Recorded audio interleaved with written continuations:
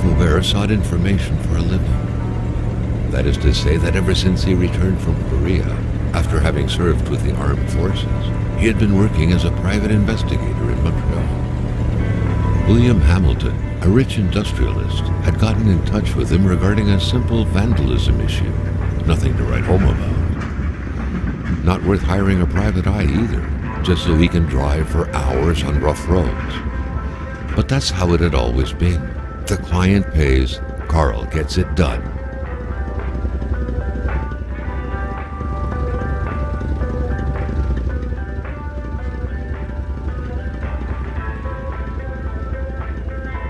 Carl's military training had made him a very punctual man. Being late to his meeting with Hamilton was out of the question.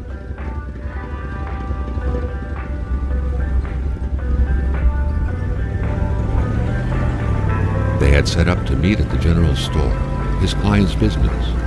Well, actually, the entire village had William Hamilton's name written all over it.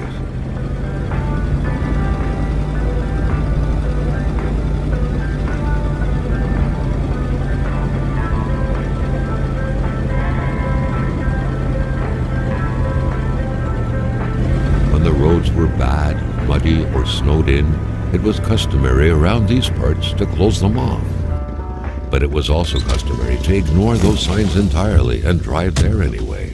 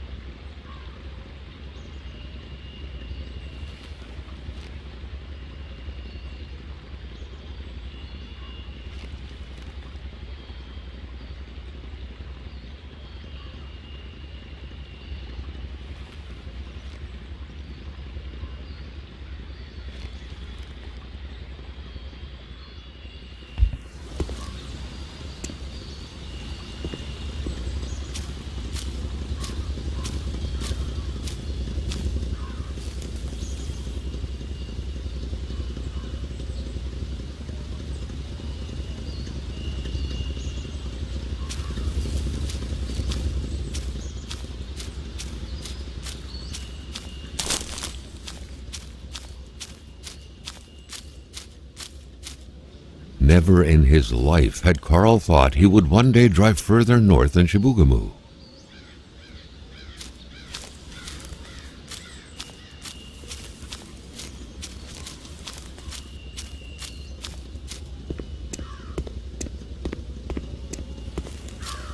Carl was meeting his client in a store near this area. He was on the right track.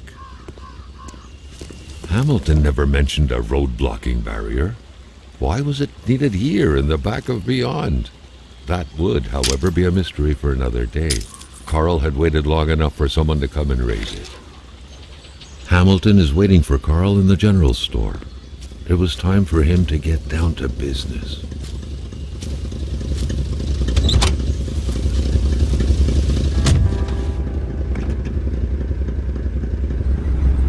Hamilton enjoyed a lavish country house built in the very heart of the northern forests, not too far from here.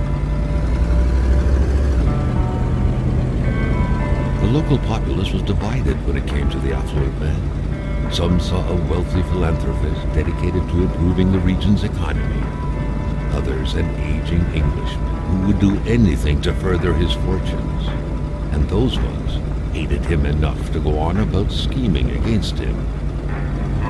Hamilton had recently acquired a few local businesses, but the last straw was the reopening of a mine, which gave rise to a wave of protests and threats from the Cree people.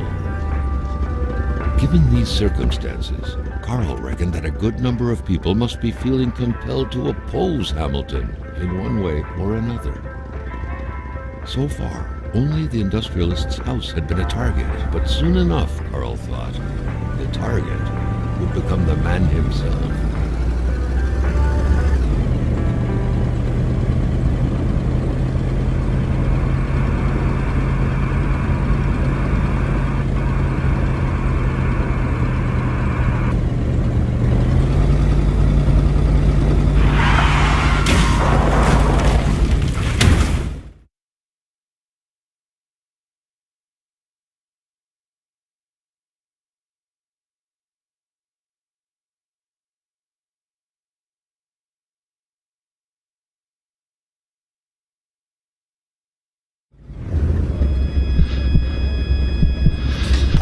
Carl needed to get out of there. The cold and the pain required urgent care.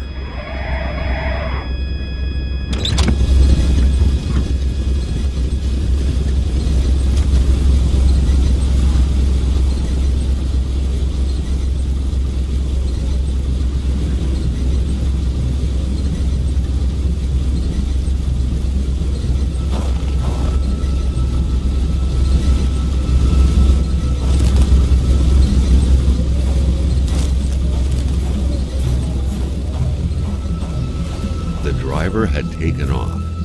It was still best to check it out and leave nothing to chance. Carl needed help.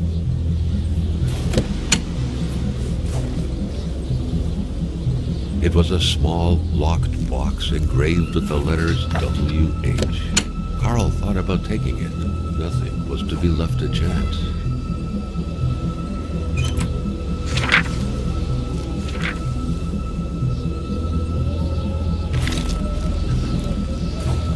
This deep in the country, his last hope was to find an abandoned garage or a farm by the roadside. His life depended on it.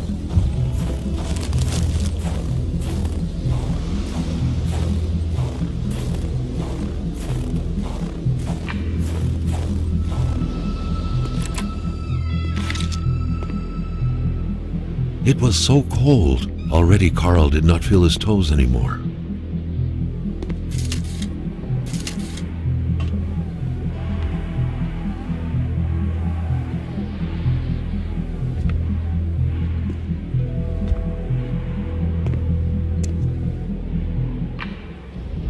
Even better than he had hoped.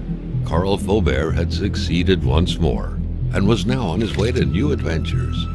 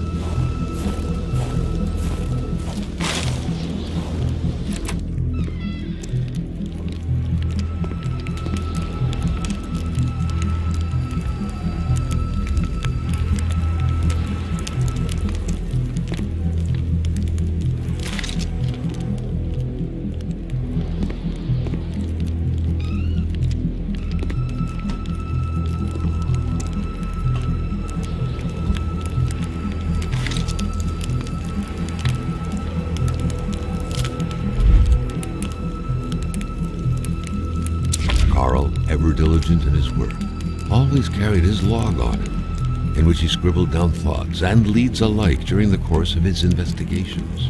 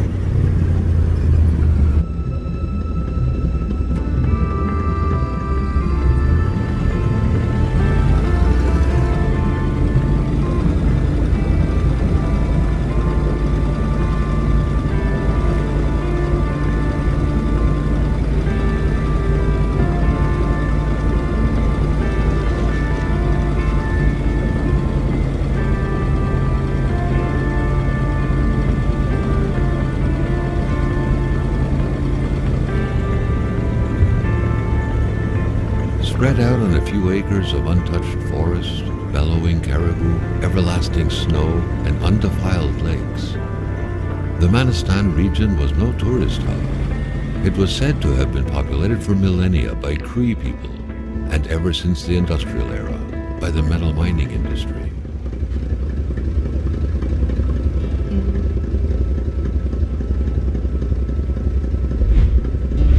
Carl was dying to stretch his legs, but he had to stay focused on the task at hand.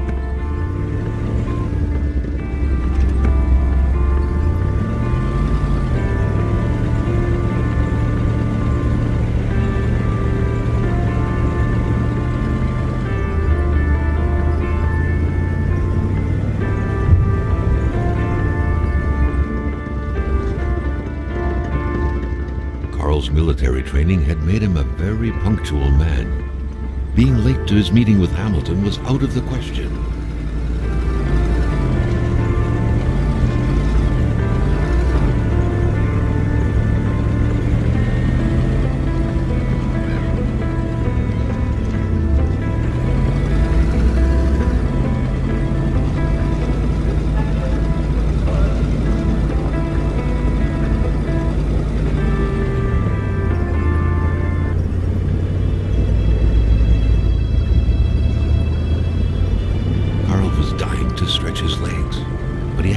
Focused on the task at hand.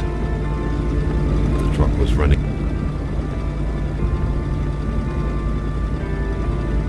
on fumes. Good thing that the general store was close by.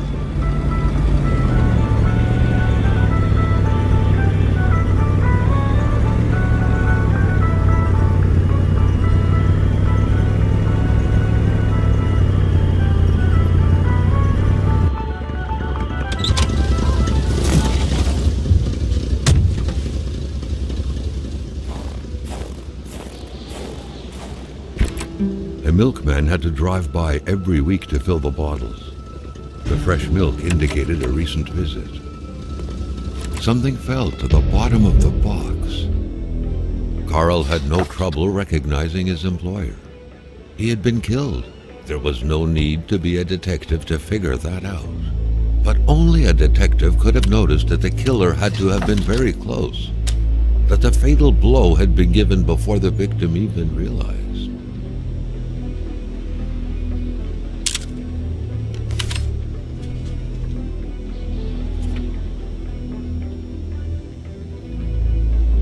Carl felt a chill down his spine and had a terrifying realization.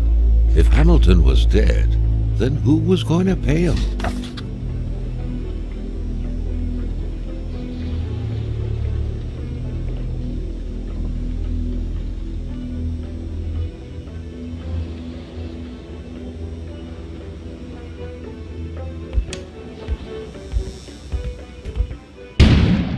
An explosion suddenly occurred outside.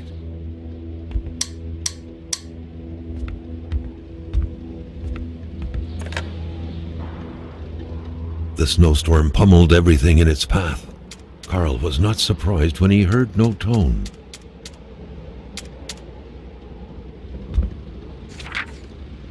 Carl knew that Gilles Lachance was in charge of the general store.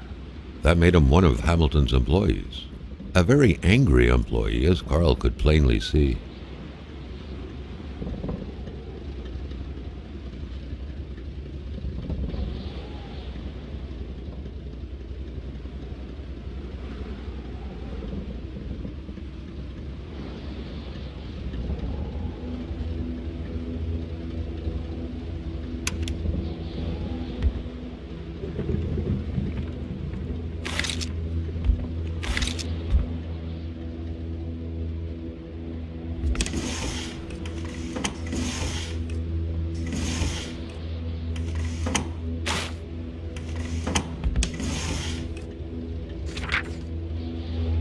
According to that log, it seemed like the whole village owed some money to the general store. Carl was far more interested in the bunch of nearby addresses he had just gotten his hands on, though.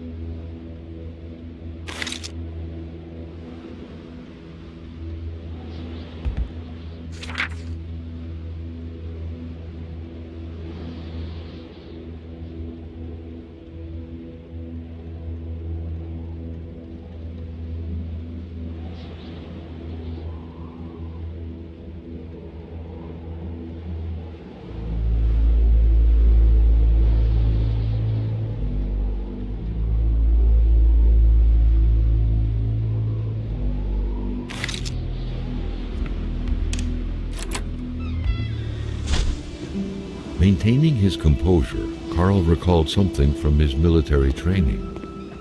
Wolves always stay away from populated areas. Wait, was it about bears?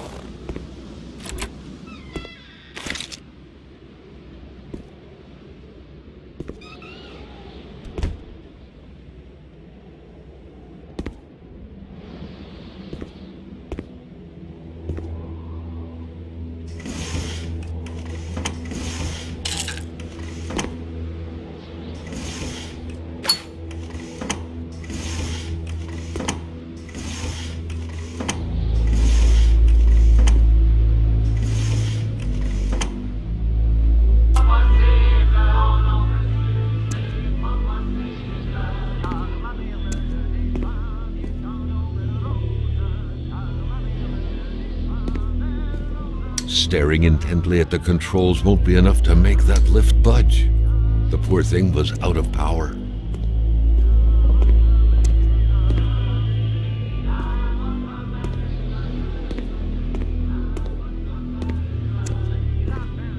The crowbar was stuck under the lift. Notwithstanding Carl's imposing stature, car lifting wasn't part of his skill set yet.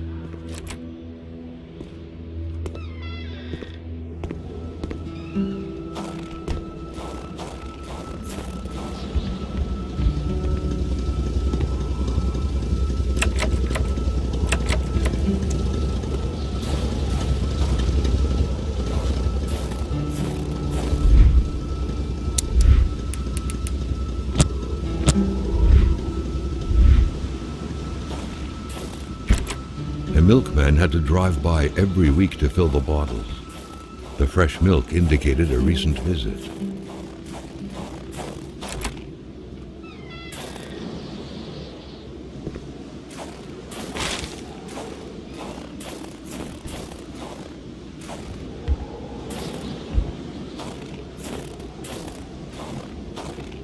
Carl was used to strange phenomena, but a chunk of ice like this?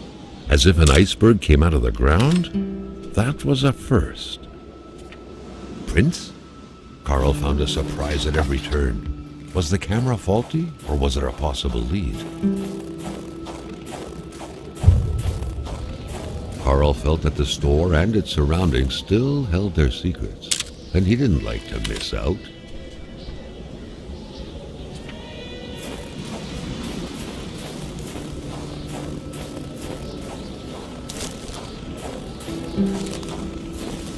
Carl wondered what the hell could that thing be. It looked like a man fossilized in ice.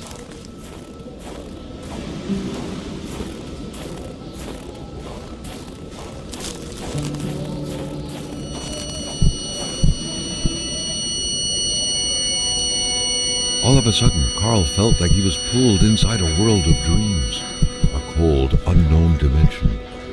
Somehow, self-control was slipping from his grasp.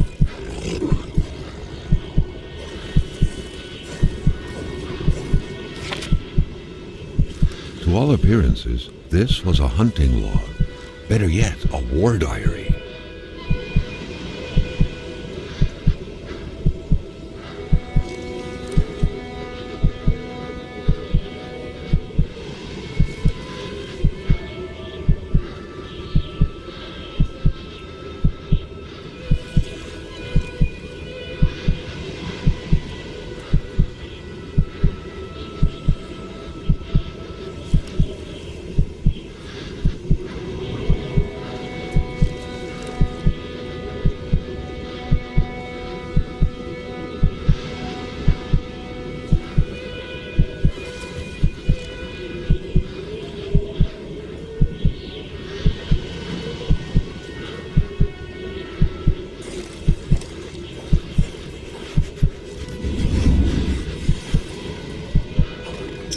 What could these engraved numbers mean? A fresh path suddenly appeared before Carl.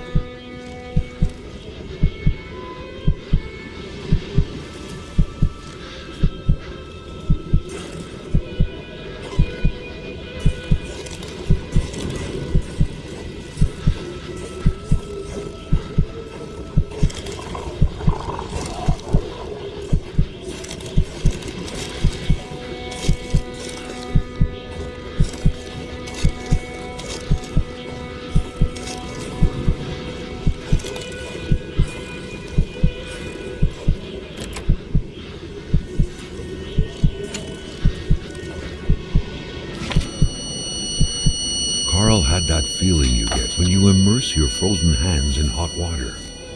What happened?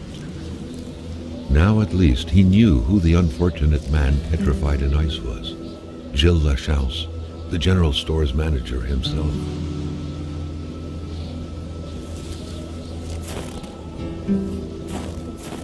That had to be the worst parking job ever. Who was Carl to judge, though? It may be customary to park like that around these parts, or not.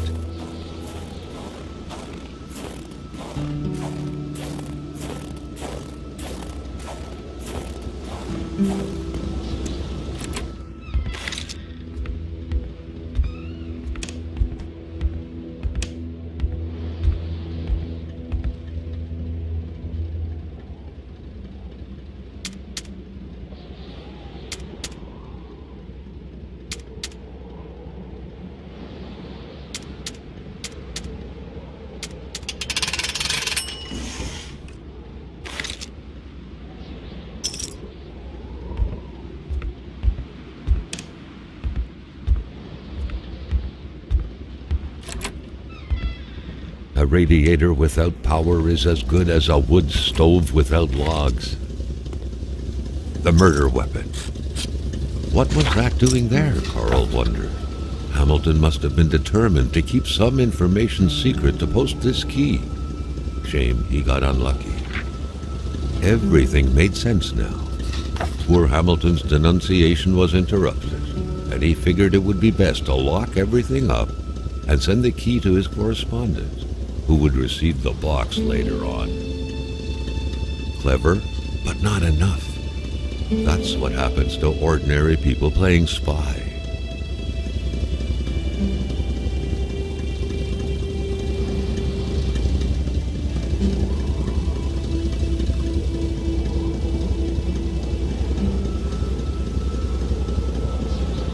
It was so cold. Already Carl did not feel his toes anymore.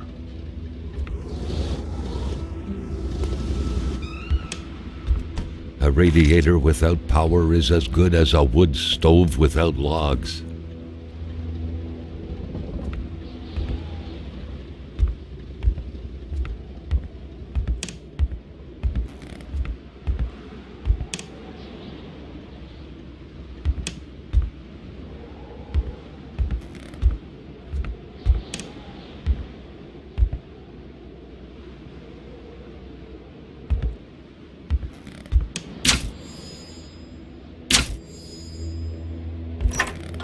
The note explained that the garage and the store couldn't be supplied with electricity at the same time. The note explained that the garage and the store couldn't be supplied with electricity at the same time.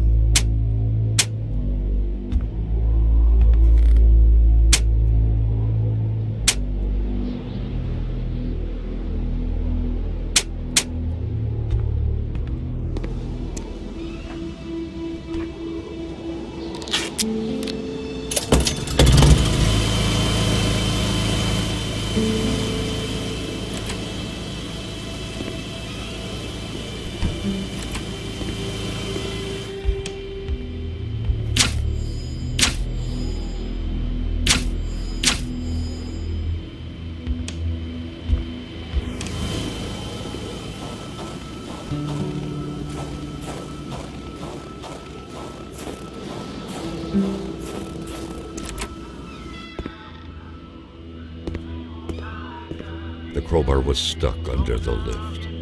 Notwithstanding Carl's imposing stature, car lifting wasn't part of his skill set yet. At long last, the crowbar was within Carl's grasp. Surely it would come in handy at some point.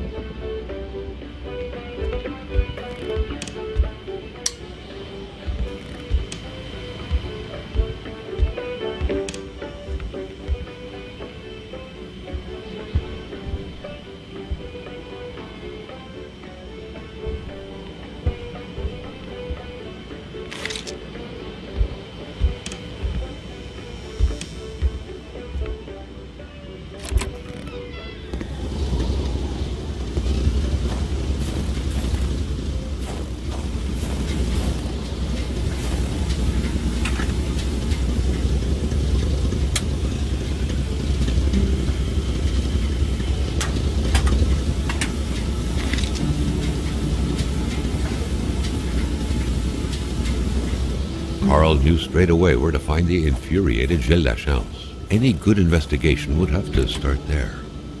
A milkman had to drive by every week to fill the bottles.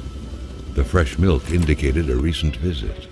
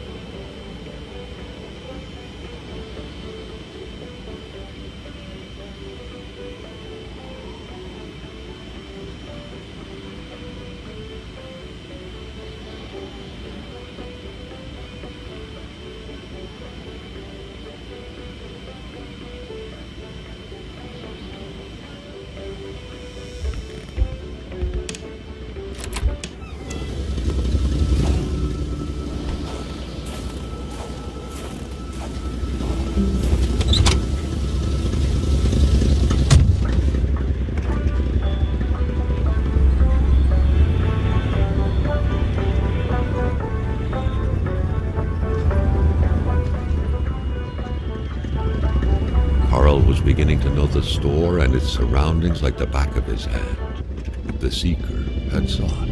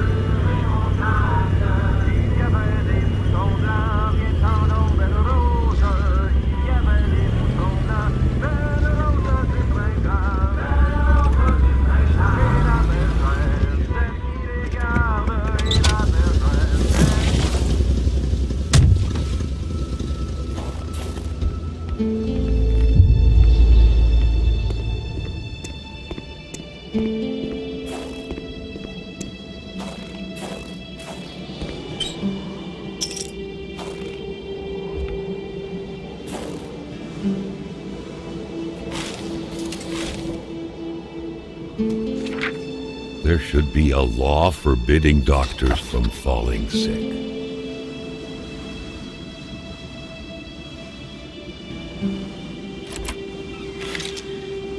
In spite of Dr. Beaupré's goodwill, the place didn't look much like a physician's office. It could easily be mistaken for a sewing shop.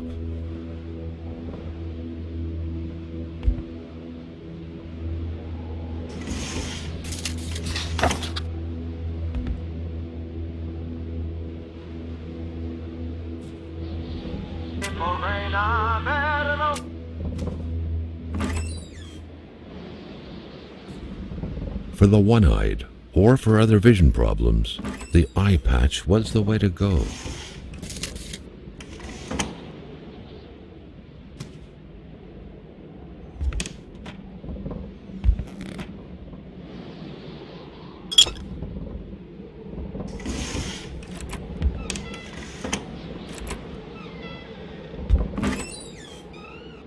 Carl got the trembles as he imagined the excruciating pain that kind of scalpel could no doubt inflict.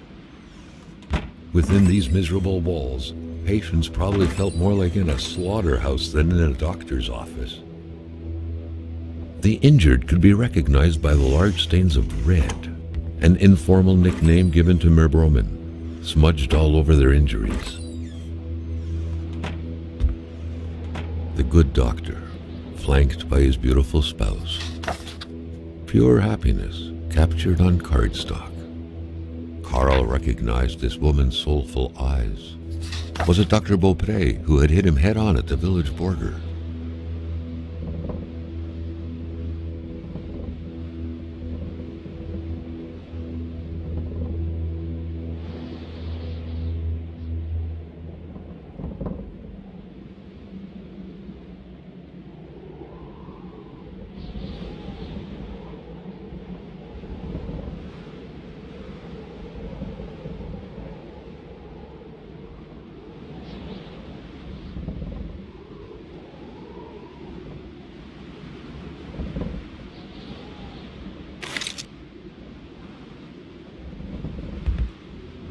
doctors used light-reflecting frontal mirrors to look inside the patient's cavities.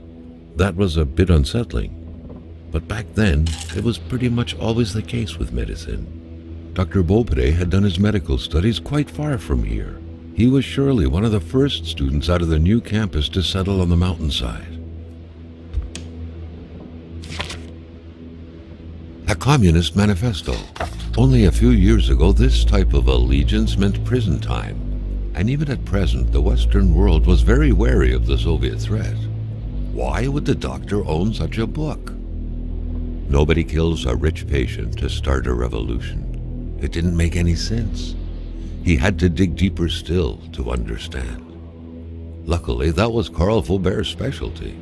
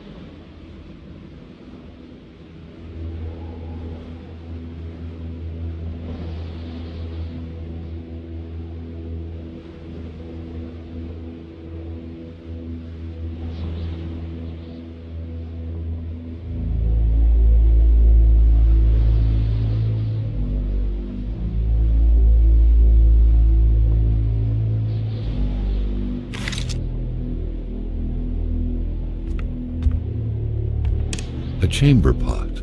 Fortunately for Carl, inspecting it wouldn't further this particular investigation.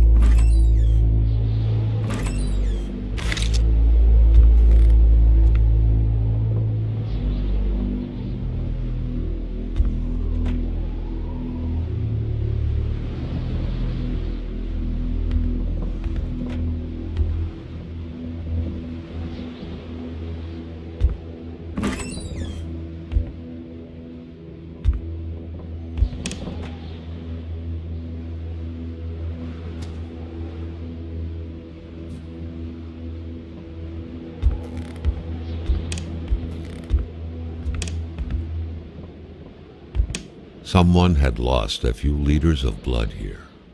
Carl's first thought had been a lumber accident, someone's hand cut by a saw, or a hunting accident. In any case, whoever had lost all this blood couldn't have gone far. Perhaps they were already dead.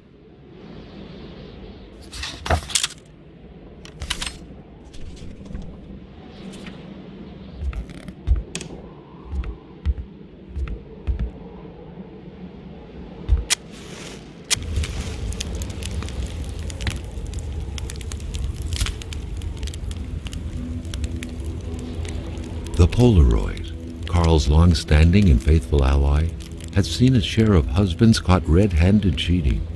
There's always something out there waiting to be snapped away.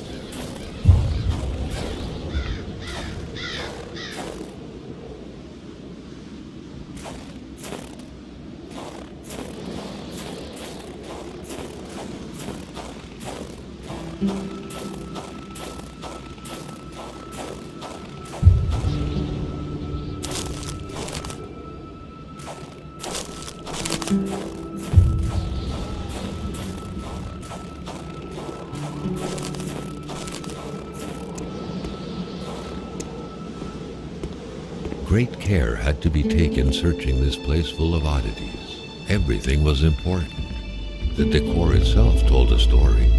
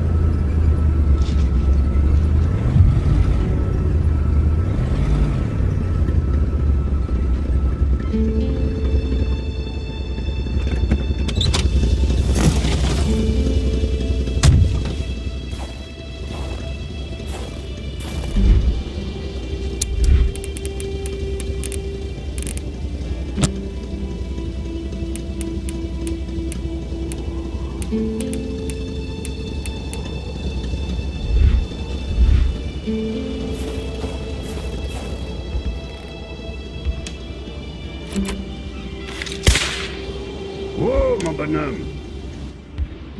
Je m'attendais pas à ce qu'un étrange retentisse par ici. Moi te dire, je prends plus de chance depuis que ça rôde dans ce bout-là. J'ai ma carabine au bout du doigt, et puis bang, bang, bang, si ça s'approche!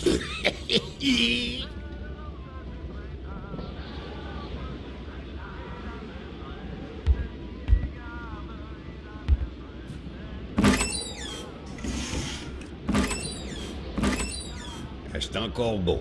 Tout ce qui est vieilli est bien meilleur. C'est vrai, le jeune, que tu te promènes quasiment en bobette.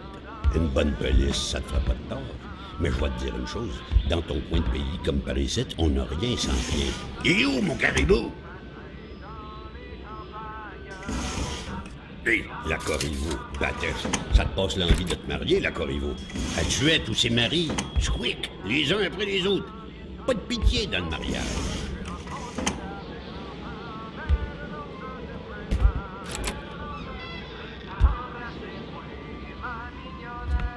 Ben oui, une couche. Tu peux-tu tout faire en même temps, toi? Touche pas à ça, l'enfant. Tu pourrais te faire mal.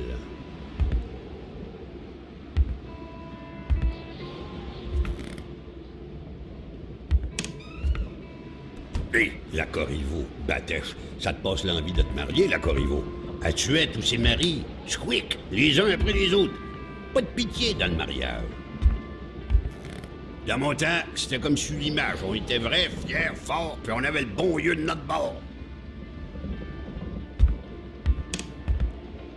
Si tu veux du linge chaud, parce que t'es habillé comme un gars de la ville, je dirais pas non à une bonne bouteille de caribou. Puis tu pigeras ce que tu voudras parmi mes guenilles. Gomme-moi la belle rose de la tulipe, qui se donne au yab sur le mercredi des cendres. Si tu peux effrayant cette histoire-là.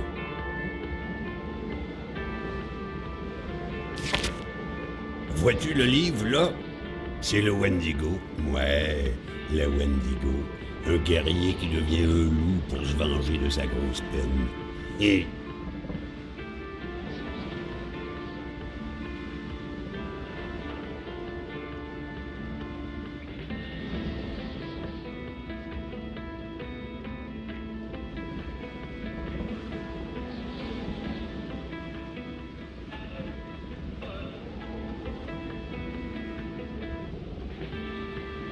Tu marches, tu marches, tu marches, tu sens des pieds.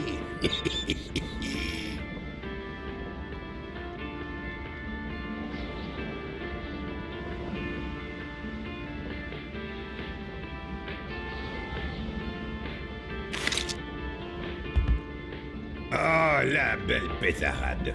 En 17 que c'était. Et le Kaiser, Il se souvient de moi avec ma belle carabine. Bang, bang, que je lui disais. Bang, bang, bang. Ah, le bon gars. Mon beau bonnet du beau temps. Puis ma ceinture, où ce que je glissais mon flasque. Le monde tournait plus rond quand on s'habillait tout de même.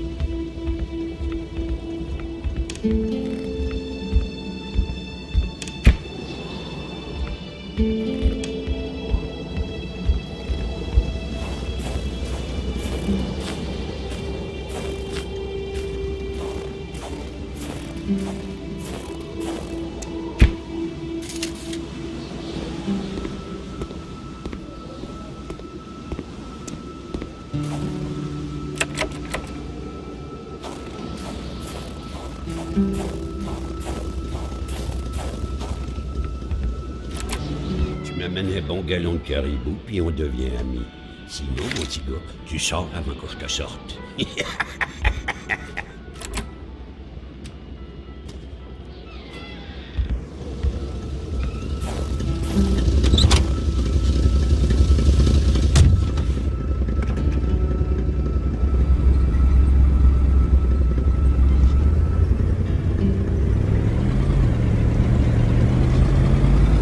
There, Carl had fed his mind, but had forgotten the harsh reality that his body also needed nourishment, especially in the dead of winter.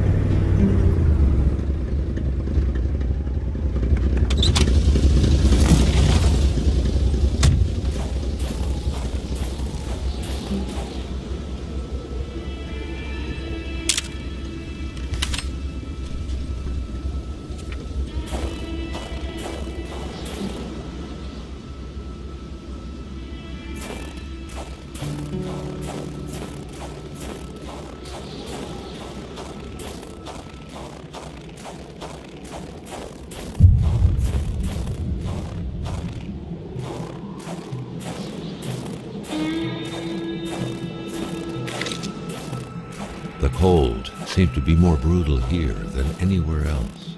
It seeped into bones and into every breath to get to the heart until it stopped.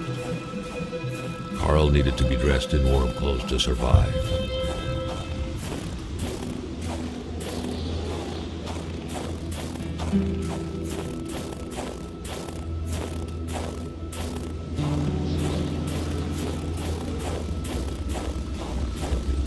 Carl wondered how long he would have to endure this skin-stinging cold.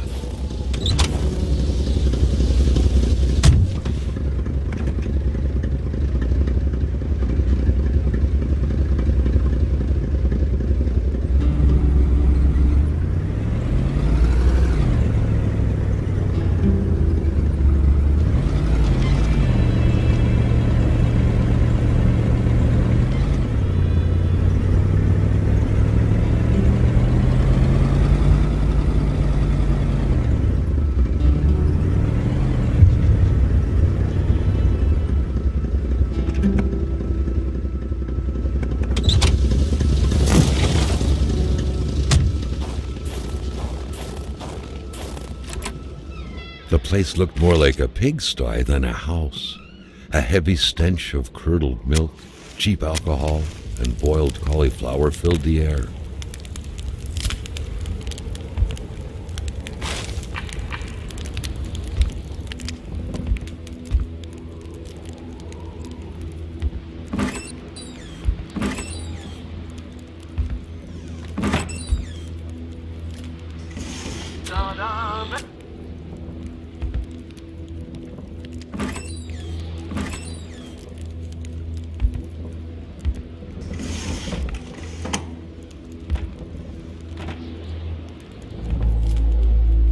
You had to be out of your mind to cook up white whiskey at home. The all-surrounding stench of alcohol alone was probably enough to gas a man to death.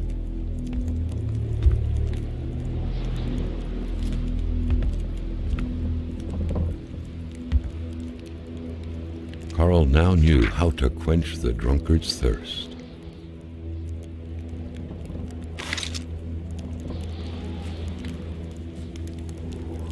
At Jean Blouin, seems like that pig had a name after all.